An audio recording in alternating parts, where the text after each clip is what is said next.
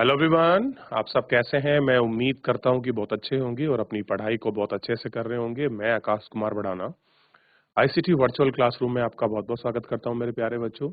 जैसा आपको पता है मेरे प्यारे बच्चों, बेसिकली हमारी आपका 7th क्लास है और इसी 7th क्लास के अंतर्गत हम लोग देख रहे हैं हमारे अतीत सेकंड, यानी कि जो इतिहास की जो हमारी बुक है उसको हम लोग पढ़ रहे हैं। और उसी में हम लोग आपका राजा और राज्य के बारे में हम लोगों ने पढ़ा। उस समय के बहुत सारे ऐसे राज्य थे जिनके विषय में हम लोगों ने पढ़ा। क्लियर है? चाहे चोल हो, चेल हो, पांड्य हो, राष्ट्रकूट हो, चाहे आपका त्रिसंघर्ष में आपका गुर्जर प्रतिहार क्यों ना हो, उन सभी के विषय में हम लोग पढ़ रहे थे। तो जहाँ तक हमारा लेक्चर हो चुका था, आज हम लोग उससे आगे कंटिन्यू करेंगे। आइए चलो बच्चों, हम चलते हैं डिजिटल बोर्ड की तरफ।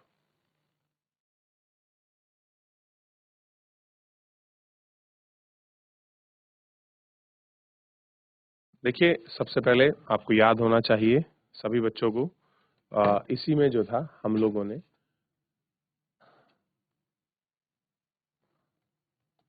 राजा और राज्य उन उनके बारे में हम लोग पढ़ रहे थे। तो मैंने आपको बताने का प्रयास किया कि ये जो टाइम पीरियड है, ये आपको 7वीं शताब्दी के आसपास का समय आपको देखने को मिला।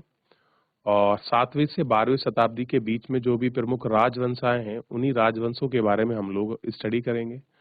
तो कुछ राजवंशों के बारे में हमने पढ़ा, जैसे गुर्जर प्रतिहार हो गए, ये किन्हीं शाखा चंदेल, परमार, ठीक, कन्नौज के मैखरी वंश वाले, बंगाल में पाल वंश वाले, उधर ये बाप के बेगई वाले, ये कुछ भाग कलिंग का रीजन, उधर राष्ट्रकूट, ठीक, मलखेद, ये चोल, चेर और पांड्या।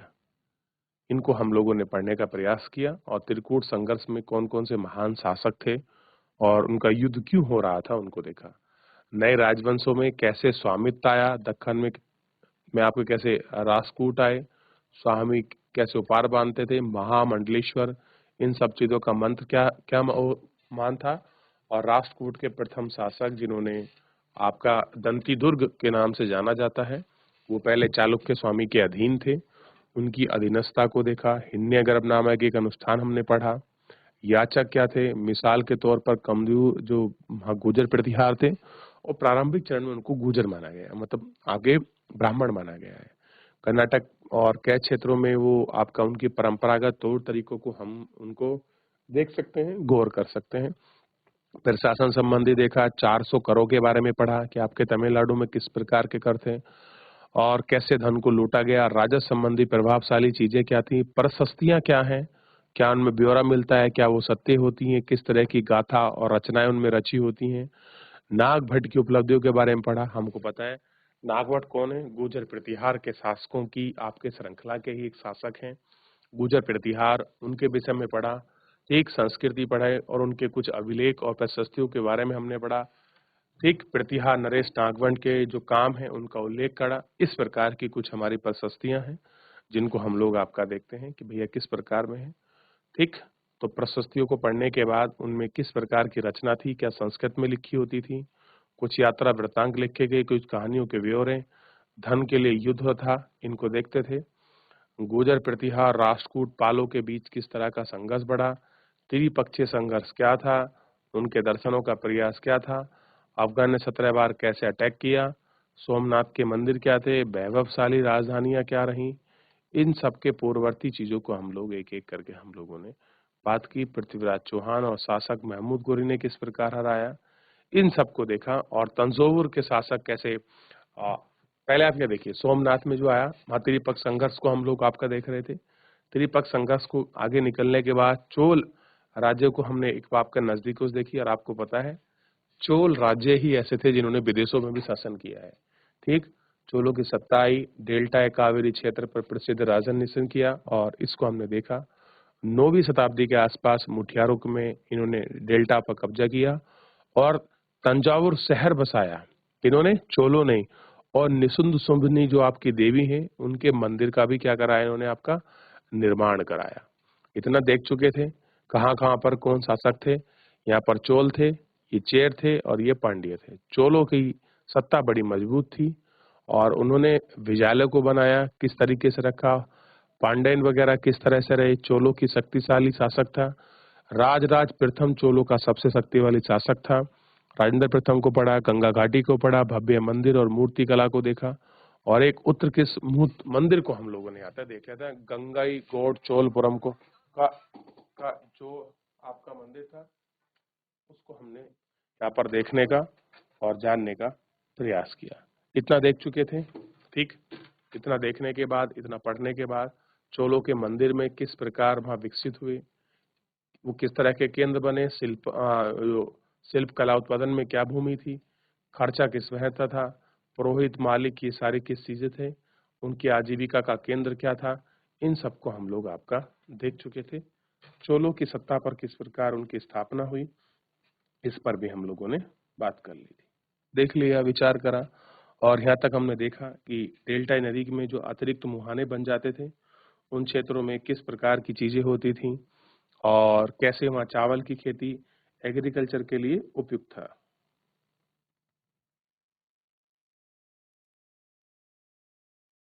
आगे बढ़े, चलिए। अब आपने देख लिया तमिलनाडु में एग्रीकल्चर किस तरह से पार्ट था, पूरा यहाँ तक हम लोग देख चुके हैं कि चोल काल की एक प्रतिमा बनाई गई है, उसको सावधानी से अलंकृत किया गया है, ये हमने इसमें देख लिया।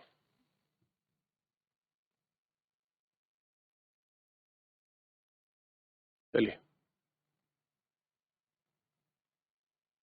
अब पढ़ें। अब हम बात करते हैं साम्राज्य का प्रशासन। शासन किस प्रकार की संगठित था, ठीक। और किसानों की बस्तियां जो उर कहलाती थी, उर क्या था, जो किसान है और उन किसानों की जो बस्तियां हैं उनको क्या कहा गया है, उर कहा गया है, ध्यान रहेगा। सिंचित खेती के लिए बहुत समृद्धि हो गई थी, इस तरह गांव के किसानों को नाडू कहा गया। उर क्या हुए, किसानों की बस्तियां, नाडू क्या हुए, जो लोग उस पर एग्रीकल्चर कर रहे थे। तो ग्राम परिषद और नाडू न्याय करने वाले, कर वसूलने वाले प्रशासकीय इकाई कार्य करते थे। तो जो ग्राम परिषद है, जो ग्राम लेवल पर जो काम करेगी, उसको आपका नाडू कहा गया। नाडू क्या था, न्याय करने थे और कर वसूलते थे, ठीक। धन धनी किसानों को चोल सरकार की देखरेख में नाडू के कामकाज में अच्छा खासा नियंत्रण हासिल था। उनमें से कई धन भू राजस्व का चोल के समान रूप में आपका मुंदवेलन यानी कि 3 राजाओं पर अपनी सेवा देने या वेलन या किसान थे। अरियार यानी कि प्रधान जैसे उपलब्धियां हैं, उन्हें आपका आपका महत्वपूर्ण राजकीय पद भी सौंपे गए। तो कुछ ऐसे पद थे जो उनके महत्वपूर्ण पदों को सौंपा गया है। तो ग्रामीण व्यवस्था की ये परिपाटी।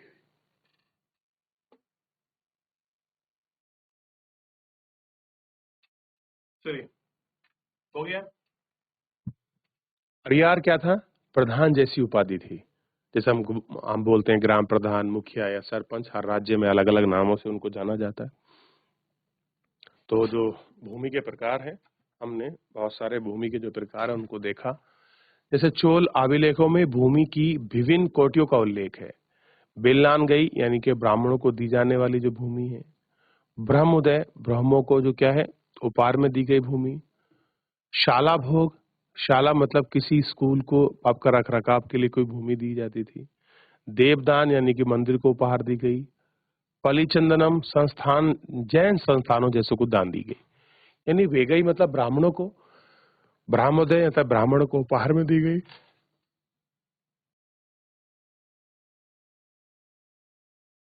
तो ये सब आपके हमको प्रकार जो है देखने के लिए मिल जाते हैं। हमने देखा है कि ब्राह्मणों को समय समय पर भूमि अनुदान और ब्राह्मदय प्राप्त हुआ है। परिमाण स्वरूप कावेरी घाटी और भारत के दूसरे हिस्सों में ढेरों ब्राह्मण बस्ती अस्तित्व में आई। प्रत्येक ब्राह्मणों की देखरेख और प्रमुख ब्राह्मण भूस्वामी की एक सभा द्वारा जताया गया। कुशल काम करने लगे। निर्णय शिलालेख, मंदिरों की पत्थरों की दीवारें, ब्यौरे दर्ज किए गए। नगरम ज्ञात किए गए। अक्सर संघों में प्रशासकीय जो पादक हैं वो सब देखे गए। तमिलनाडु में चिलगटपुट जिले में उत्तर मेरू से अभिलेख प्राप्त हुए हैं। इनका वर्णन है। ब्राह्मणों की सभा का संगठन कैसा हुआ, सिंचाई के कामकाज, बाग बगीचे, मंदिर इत्यादि को देखरेख कर सकते हैं। इन सदस्यों के लिए जो लोग योग्य थे उनमें नाम पत्र, टिकटों का रखरखाव, मिट्टी बर्तन, इन सारे हर छोटे लड़कों की समिति और एक बड़ी चीजों पर इनकर गौर किया गया।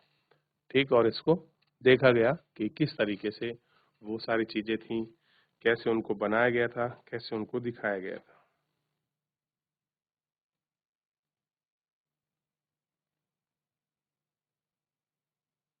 अब देखिए, अभिलेखों में लिखित जो सामग्री है उनको देखते हैं कि कैसे अभिलेखों में लिखित सामग्री। उत्तर मेरु अभिलेख के अनुसार सभा की सदस्यता के लिए कुछ इच्छुक लोगों को ऐसी भूमि का स्वामी होना चाहिए जो भू राजस्व वसूला हो। यानी कि अगर आपको उत्तर मेरु का एक अभिलेख है, उससे पता लगता है अगर आपको सभा का सदस्य बनना है तो आप भू राजस्व देते हो। आपके पास घर होना चाहिए। क्या होना चाहिए? घर होना चाहिए। ठीक। उनकी उम्र 35 से 70 के बीच होनी चाहिए और कह रहे हैं वेदों का ज्ञान होना चाहिए। वो ही सभा का सदस्य, यानी कि अगर आप देखोगे सभा का सदस्य बनने के लिए एक आपका सीनियर सिटीजन की जरूरत है। भाई 35 साल में आपको मैच्योरिटी लेवल आ जाता है, 70 साल अपर लिमिट रखी हुई है। घर होना चाहिए, वेदों का पढ़ा लिखा होना चाहिए, प्रशासनिक मामलों की अच्छी जानकारी होनी चाहिए और सबसे बड़ी बात इसमें ईमानदार भी होना चाहिए। यदि कोई पिछले 3 साल से किसी समिति का सदस्य है तो वह किसी भी समिति का सदस्य नहीं बन सकता। एक बार 3 साल के लिए बन सकते हैं। जिसने अपने संबंधों को खाते जमा नहीं कराए हैं वह चुनाव नहीं लड़ सकता। आपको खाता संबंधी जो चीजें हैं वो आपको देखनी है, उनको जमा करना है, ये सारी चीजें।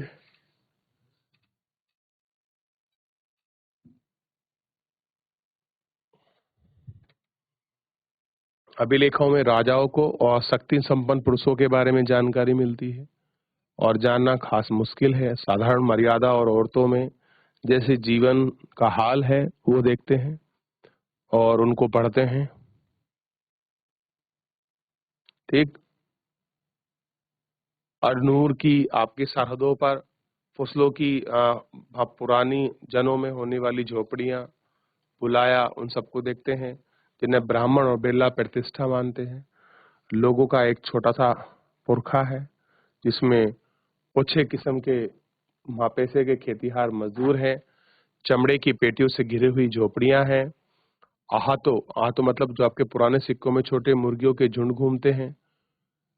गहरे रंग के बच्चे हैं जो काले वहां लोहे के कंगन पहने हुए हैं, छोटे पिल्लों को उठाकर चलचला रहे हैं और अमरूद के पेड़ की छाया में मजदूरानी अपने बच्चों के चमड़े की चादर पर सुला दिया है। आम के पेड़ भी हैं जिनकी शाखा पर नगले लटके हुए हैं और नारियल के पेड़ जमीन पर छुए गड्ढों पर सिरे वाले आपके कुतिया और आपका पिल्लों का दूध को लेकर बंद है। लाल लांगी वाले मुर्दे ने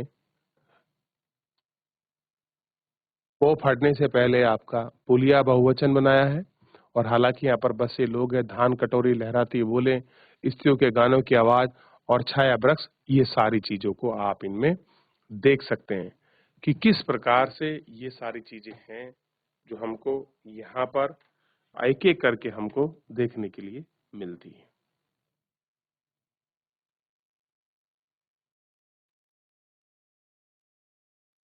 चलिए देख लिया।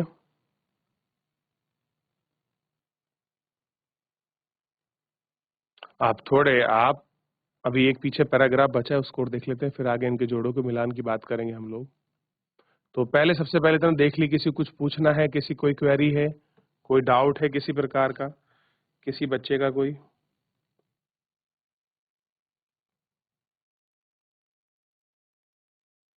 देख लिया? आगे बढ़े बेटा।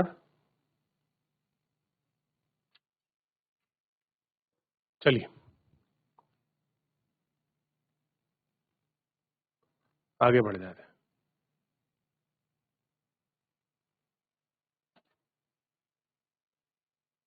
अच्छा, आप मुझे बताइए, पाल कहाँ के थे? बंगाल के। ठीक। अब आप बताइए गुर्जर प्रतिहार कहाँ के थे?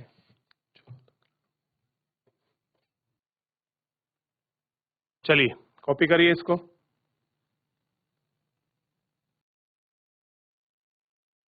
चलिए अब आप मुझे बताइए त्रिपक्षीय संघर्ष में कौन कौन लोग आपका इस संघर्ष में थे और हमने पढ़ा था कि नहीं पढ़ा था, कितने लोग बताएंगे?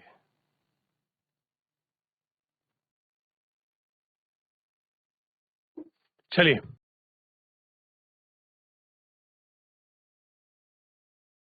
तो मेरे प्यारे बच्चों, तो इस तरह से हमारा ये चैप्टर राजा और उसके राज्य के बारे में पढ़ा हमने और चोलों की कुछ ग्रामीण व्यवस्था के बारे में पढ़ा। तो इस तरीके से हमने देख लिया है। फिलहाल जो है इस लेक्चर में इतना ही। एक बार आप लोग घर जाकर अच्छे से पढ़ के आइए। किसी का कोई डाउट, कोई क्वेरी रहती है तो मेरे प्यारे बच्चों हम लोग उसे आपका नेक्स्ट लेक्चर में लेंगे। फिलहाल आज के लिए इतना ही। धन्यवाद।